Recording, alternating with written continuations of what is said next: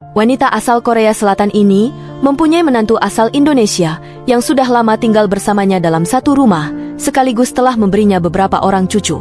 Namun, dari semua yang dilakukan menantunya, ternyata ada satu hal yang sudah bertahun-tahun membuatnya penasaran, yaitu dia sering melihat menantunya melakukan ibadah sholat di rumahnya.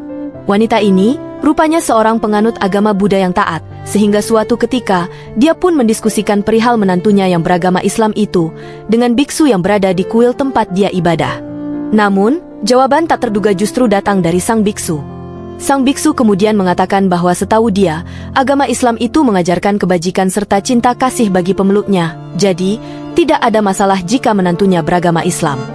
Setelah mendapat pencerahan dari sang biksu, akhirnya wanita ini mulai berani bertanya ke menantunya, apa itu sholat, mengapa harus dilakukan berkali-kali dalam sehari, dan masih banyak lagi.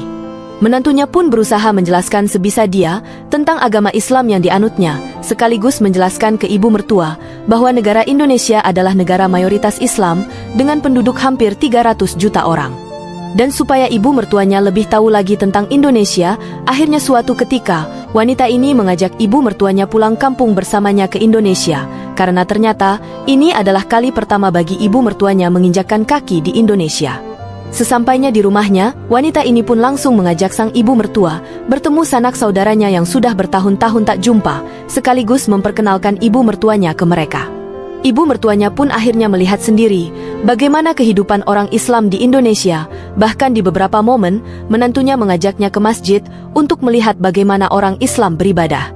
Dan acara puncaknya, yaitu ketika ada acara pengajian ibu-ibu di rumahnya, sehingga dia pun memperkenalkan ibu mertuanya yang berbeda keyakinan dengan dirinya ini ke ibu-ibu pengajian yang hadir malam itu.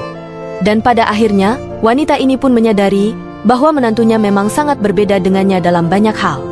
Namun, itu bukan menjadi halangan bagi mereka untuk hidup rukun sebagai keluarga dalam satu rumah.